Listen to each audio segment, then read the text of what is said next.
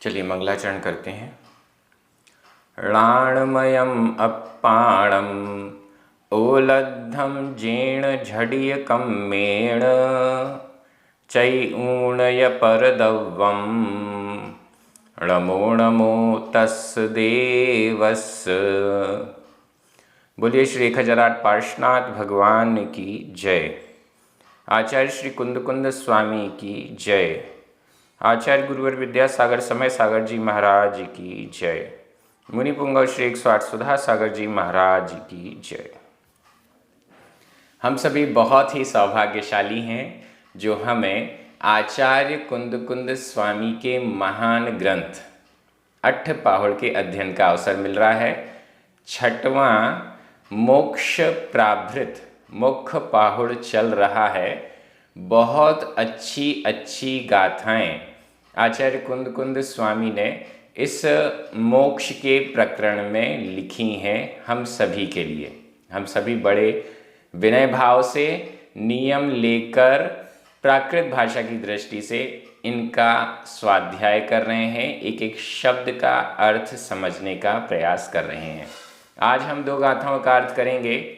क्रमशः गाथा क्रमांक 7 और 8।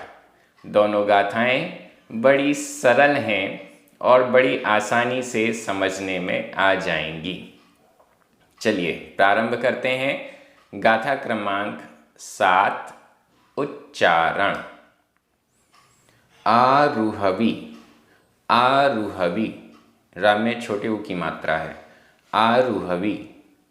अंतरप्पा। अंतरप्पा आधनात आधपा पूरा पा। अंतरप्पा। बहिरप्पा आधपा पूरा पा। बहिरप्पा। छंडी ऊण।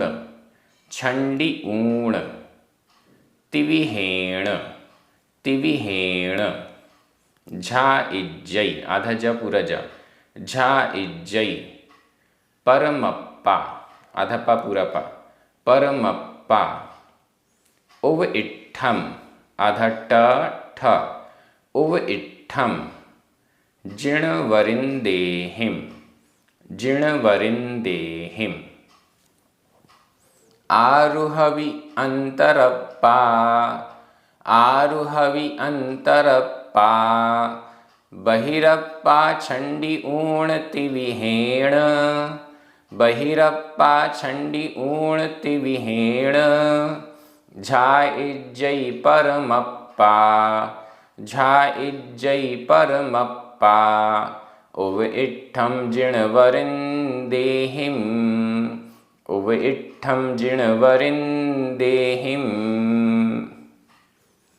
ये 3 प्रकार की जो आत्माएं हैं, इनके बारे में हमें क्या करना चाहिए, कौन सी परमात्मा के लिए हमारा क्या कार्य हो, क्या उद्देश्य हो, बहिरात्मा के प्रति क्या व्यवहार हो, अंतरात्मा के प्रति क्या व्यवहार हो। बहुत अच्छी गाथा है। आरुहवी। आरुहवी आरोहण करके। आरुहवी यह अपभ्रंश भाषा का संबंधभूत कृदंत का प्रत्यय इसमें लगा हुआ है। आरुहवी अपभ्रंश का ये प्रयोग है। आरोहण करके। आरुहवी आरोहण करके, आरूढ़ होकर या धारण करके, ऐसा भी कह सकते हैं। किसको धारण करके? अंतरप्पा। अंतरप्पा संधि विच्छेद करें।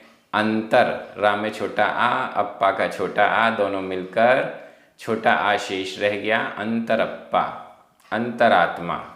ऐसा ही आगे बहिरप्पा है और ऐसा ही आगे परमप्पा है। इन तीनों का संधि विच्छेद इसी प्रकार से होगा। इसके पहले वाली गाथाओं में भी हम ये संधि विच्छेद कर चुके हैं। अंतरप्पा अंतरात्मा।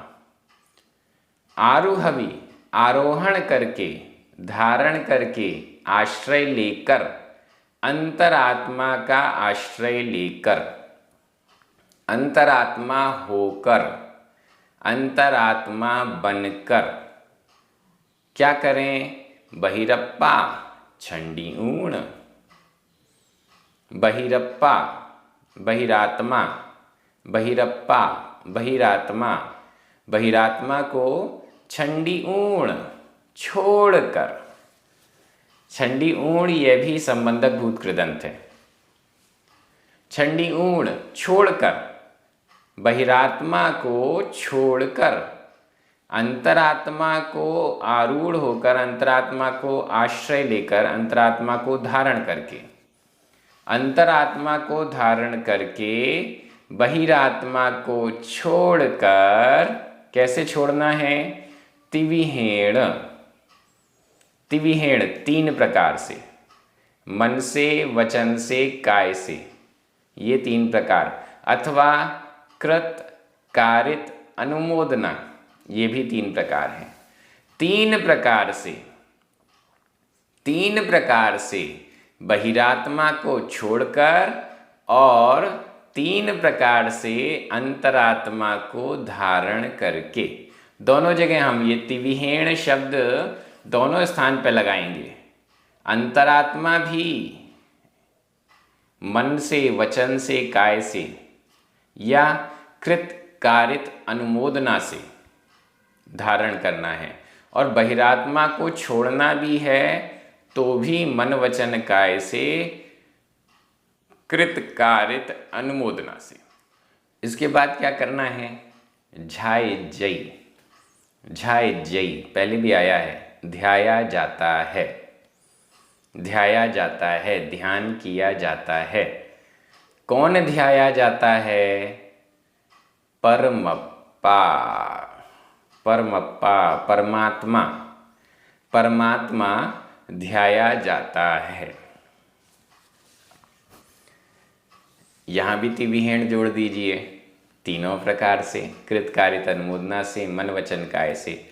वैसे तो ध्यान जिसका किया जाता है मन से ही किया जाता है, लेकिन फिर भी तिविहेण तीनों प्रकार की शुद्धि पूर्वक, मन की शुद्धि पूर्वक, वचन की शुद्धि पूर्वक और काय यानी शरीर की शुद्धि पूर्वक परमात्मा झा इज्जई ध्याया जाता है। परमात्मा का ध्यान करने से पहले अंतरात्मा का आश्रय लेना होगा और बहिरात्मा को छोड़ना होगा। ये कंडीशनल सेंटेंसेस हमारे सामने आचार्यों की गाथाओं में मिलते हैं। ये कंडीशनल परिस्थिति वाले वाक्य जिनवाणी में मिलते हैं। पहले यह करना पड़ेगा, फिर यह करना पड़ेगा।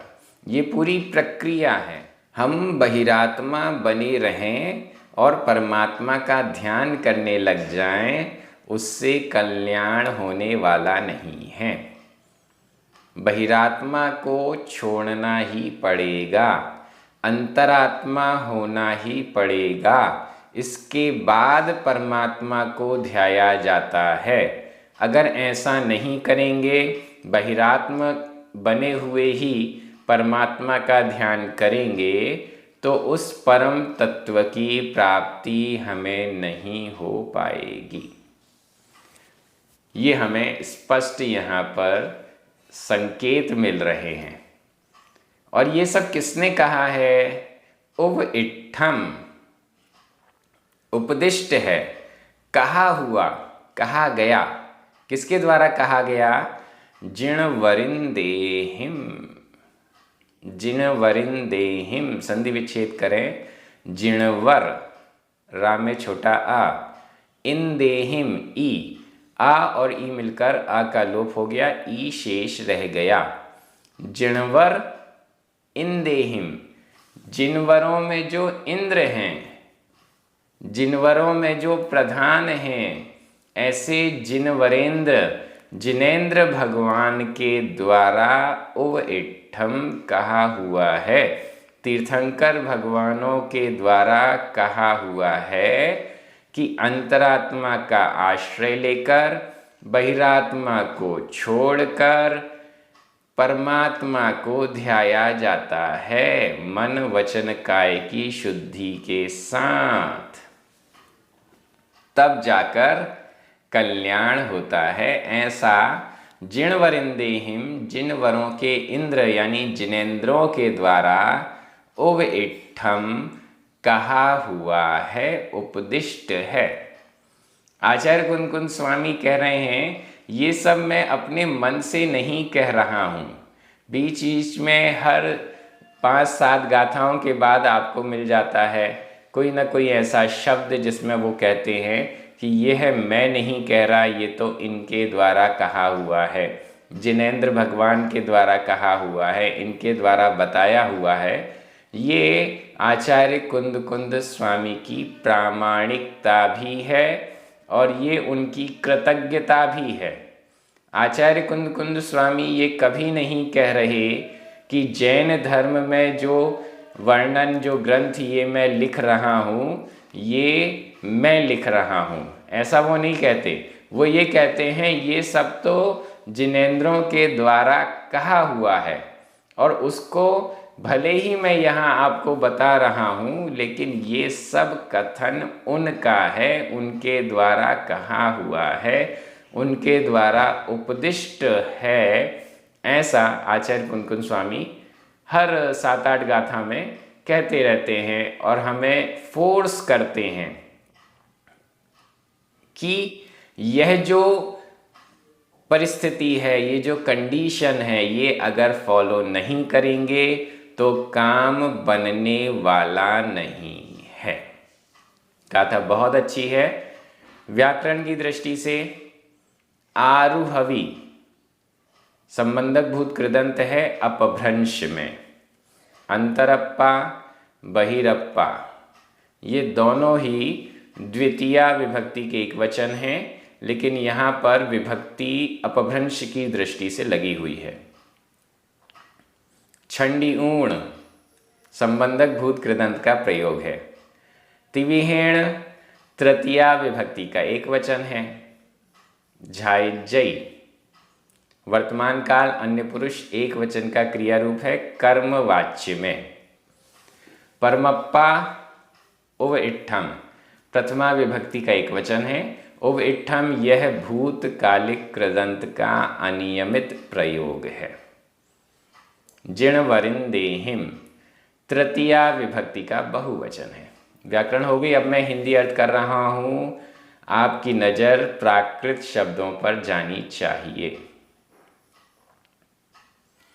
3 प्रकार से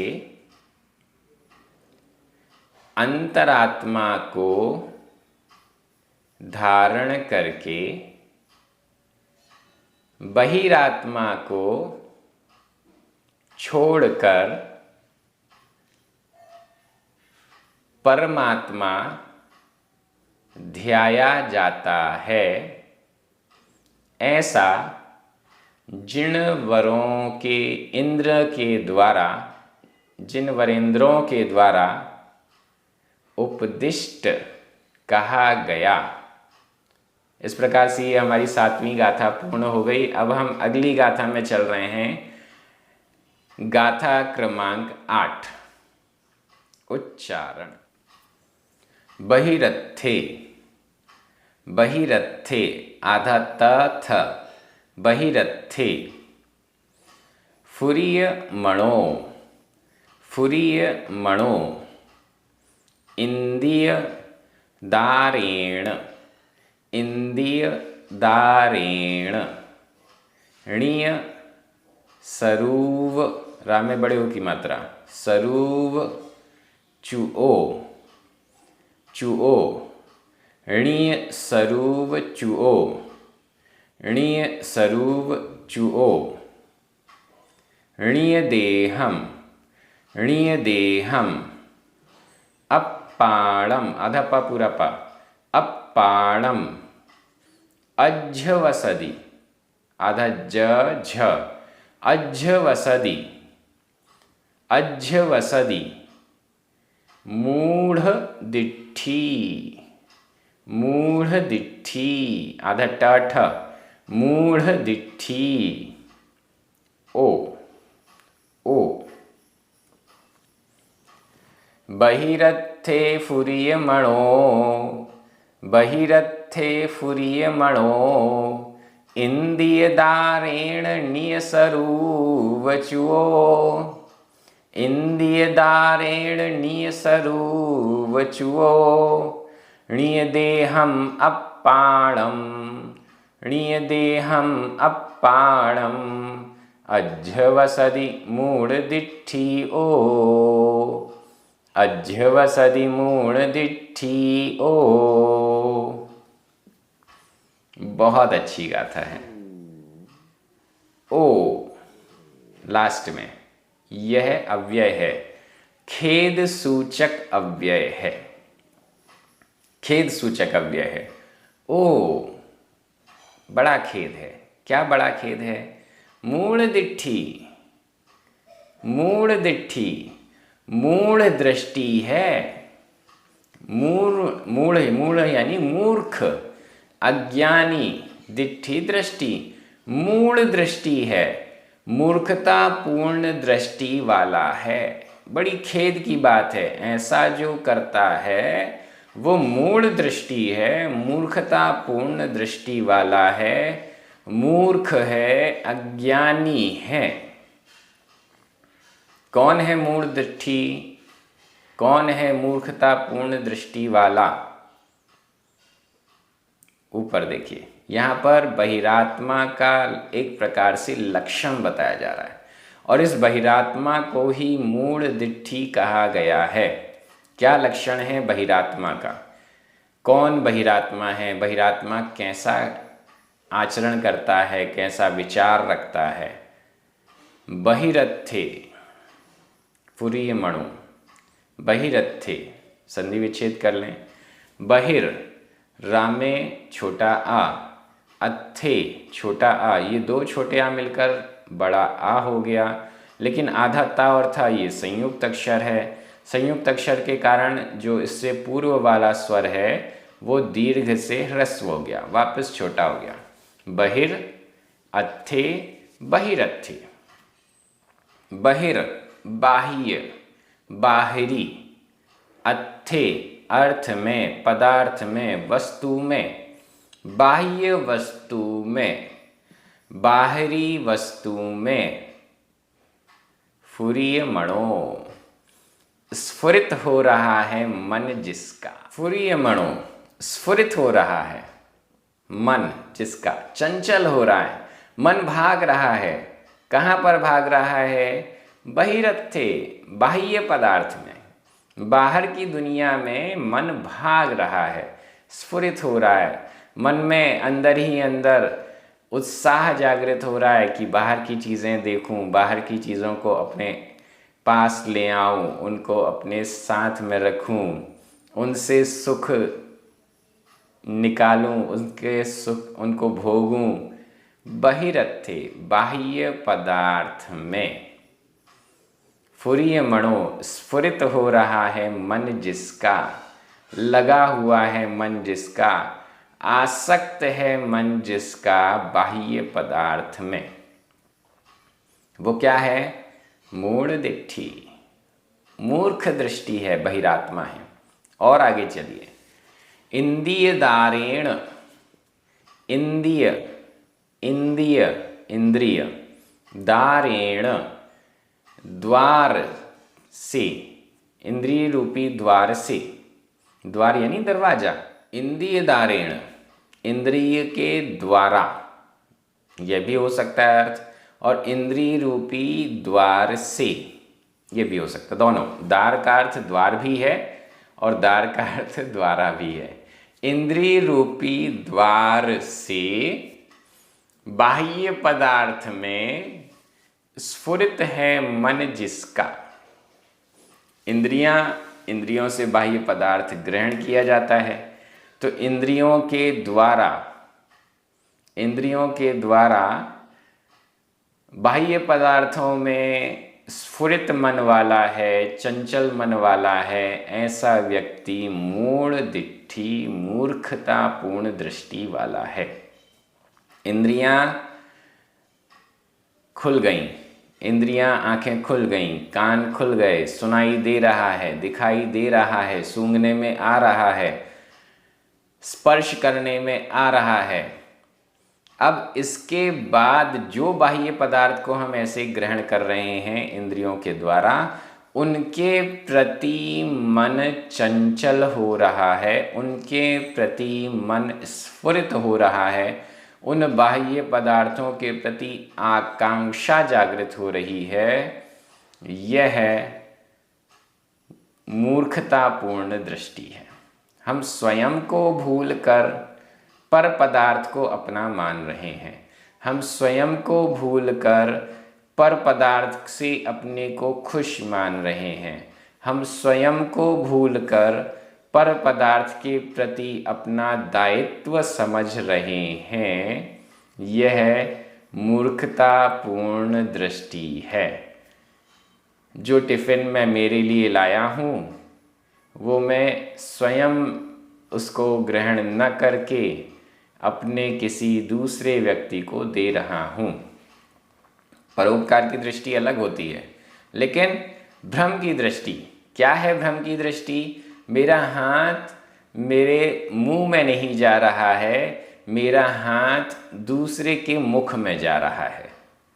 भूख तो लगी है, भोजन तो करना है, लेकिन अपने ही टिफ़िन से मैं अपने ही हाथ से अपने ही मुंह में नहीं उस भोज्य पदार्थ को भेज पा रहा हूँ, बल्कि दूसरे के बगल वाले के मुख में भेज रहा हूँ। बिना किसी दूसरे प्रयोजन के ऐसा हो रहा है तो लोग कहेंगे कि ये तो मूर्ख है। वही मूर्खतापूर्ण दृष्टि हमारी भी यहाँ पर है, यही समझना चाहिए। और क्या है? निय सरूव चुओ, चुओ च्युत, च्युत है, छूटा हुआ है। किससे छूटा हुआ है? निय स्वरूप, निज स्वरूप, निज स्वरूप से छूटा हुआ है। निज स्वरूप से छूटा हुआ है। निज स्वरूप को नहीं जानता है। निज स्वरूप मैं कौन हूँ ये पता नहीं है। अपने स्वयं का स्वरूप पता नहीं है और बाह्य पदार्थों में भटक रहा है। मुझे भूख लगी है, ये भूख मिटाने के लिए मुझे मेरे मुख में भोज्य पदार्थ भेजना पड़ेगा, ये पता नहीं है, और दूसरे के मुख में वो भोज्य पदार्थ दिए जा रहा है। ये मूर्खतापूर्ण दृष्टि है। अब अगर हमें ये पता है कि मेरी भूख मेरे भोजन करने से मिटेगी, लेकिन फिर भी सामने वाला भूखा है, परोपकार की दृष्टि है, इसलिए उसको भी कुछ भूख मिट जाए, थोड़ा सा हमने हमारे टिफ़िन से दे दिया, ये मूर्खतापूर्ण दृष्टि नहीं, ये तो परोपकार है। बहुत बड़ा अंतर। कोई भी गाथा है तो कोई एक जगह चिपक गई ऐसा नहीं है। सबसे पहली कंडीशन, इंद्रियों के द्वारा बाह्य पदार्थ में स्फुरित हो रहा है मन जिसका, ऐसा निज स्वरूप से च्युत, निज स्वरूप का पता नहीं है, अपने आप का भान नहीं है, ऐसा व्यक्ति जो बाह्य पदार्थ में जा रहा है। जिसको निज स्वरूप पता है वो यदि बाह्य पदार्थ को देख भी रहा है तो उसकी परोपकार की दृष्टि है, करुणा की दृष्टि है या कोई अन्य दृष्टि है, वो मूर्खता नहीं कर रहा है। ये बहुत बड़ी बात हमारे सामने आ रही है।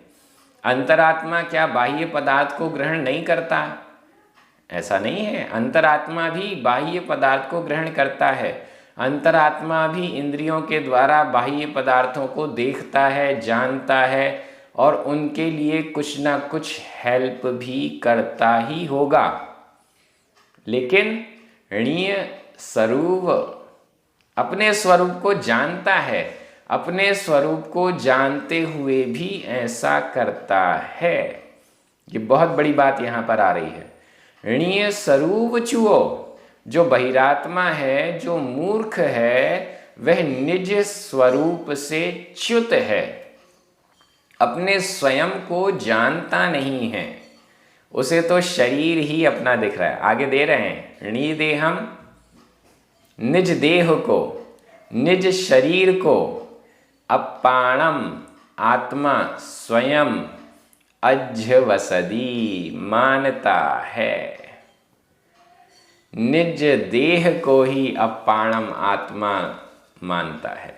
निज देह को ही, अपने शरीर को ही स्वयं मानता है, अपने शरीर को ही आत्मा मानता है, ये शरीर ही मैं हूँ, ऐसी विपरीत धारणा रखता है, ऐसी मान्यता, ऐसा विचार, ऐसी धारणा रखता है, वह मूर्ख दृष्टि है, वह बहिरात्मा है। और ये खेद का विषय है। ये खेद का विषय है। खेद का विषय है कि ऐसा निज स्वरूप से च्युत, निज देह को ही आत्मा मानने वाला, समझने वाला, अध्यवसति का अर्थ विचार करता है या मानता है, निज शरीर को ही आत्मा मानता है। ये जो शरीर दिखाई दे रहा है इसको ही आत्मा मानता है। ये आत्मा नहीं है, ये मैं नहीं हूँ। जो कपड़े दिखाई दे रहे हैं वह मैं नहीं हूँ, जो चश्मा दिखाई दे रहा है वो मैं नहीं हूँ, जो टोपी दिखाई दे रही है वो मैं नहीं हूँ, जो शरीर दिखाई दे रहा है वो मैं नहीं हूँ। इसके अंदर इन सब को, शरीर को, इंद्रियों को संचालित करने वाला मैं हूँ, ऐसी हमारी धारणा होना चाहिए। यहाँ पर बहिरात्मा का स्वरूप बहुत अच्छे से प्रकट किया है। ये गाथा बार बार मनन चिंतन करने की है। ऐसा तो नहीं कि मैं बहिरात्मा हूँ, ऐसा तो नहीं कि मैं बाह्य पदार्थों पर ही दृष्टि रखता हूँ और अंतरंग को जानता ही नहीं। सम्यक दृष्टि जीव अंतरंग को जानता है, अपने आत्म स्वरूप को जानता है, इसके बाद भी उसकी दृष्टि बाहर की ओर रहती है, लेकिन वो प्रयोजनभूत अलग अलग काम हैं इसलिए रहती है। ये इस पर बहुत सारे विचार आज इस गाथा के माध्यम से हमें करने चाहिए। आप भी इसमें चिंतन कीजिएगा। बहिरात्मा और अंतरात्मा का स्वरूप आगे आएगा। इन सब पर मनन चिंतन जरूरी है, क्योंकि बहिरात्मा को छोड़ना है। जिसको छोड़ना है उसके बारे में भी जानना जरूरी है, जिसको ग्रहण करना है उसके बारे में भी जानना जरूरी है, और जिसका ध्यान करना है उसके बारे में भी जानना जरूरी है। बहुत जरूरी तत्व यहाँ हमें इस मुख पाहुड़ में मिल रहे हैं। गाथा बड़ी अच्छी है। व्याकरण की दृष्टि से देखते हैं। बहिरथे सप्तमी विभक्ति का एक वचन है। फुरियमणो णीय सरूव चुओ, ये दोनों ही, और मूढ़ दिट्ठी, ये तीनों ही प्रथमा विभक्ति के एक वचन हैं। चुओ यह भूतकालिक कृदंत का अनियमित प्रयोग है। इंदीयदारेण तृतीया विभक्ति का एक वचन है। णीय देहम अपाणम, ये दोनों ही द्वितीया विभक्ति के एक वचन हैं। अज्झवसदि वर्तमान काल अन्य पुरुष एक वचन का क्रिया रूप है। अब मैं हिंदी अर्थ कर रहा हूं, आपकी नजर प्राकृत शब्दों पर जानी चाहिए। इंद्रियों के द्वार से बाह्य पदार्थ में स्फुरित है मन जिसका, ऐसा निज स्वरूप से च्युत निज देह को ही आत्मा मानता है, वह खेद की बात है कि मूढ़ दृष्टि है, मूर्खतापूर्ण दृष्टि वाला है। दोनों गाथाएं बहुत अच्छी, बेहद महत्वपूर्ण। बार बार जब हम ये बातें सुनेंगे, पढ़ेंगे, तो हमारे मन मस्तिष्क में, दिमाग में ये सब चीज़ें सेट हो पाएंगी। बार बार ये मनन चिंतन जब करेंगे तब अनादिकालीन गलत संस्कार हट पाएंगे। यही भावना है कि हम सभी बहिरात्म पने को छोड़कर अंतरात्मा हो जाएं और परमात्मा का ध्यान करें। यहाँ पर आप सभी को प्राकृत भाषा की दृष्टि से ये ग्रंथ पढ़ने का अवसर मिल रहा है। अन्य भी लोगों को आप इस अवसर से वंचित ना रखें। अवश्य चर्चा करें कि ये इतना अच्छा अवसर आपको मिल रहा है। जिनवाणी स्तुति करें, 9 बार नमोकार मंत्र पढ़ें। सभी को जय जिनेंद्र।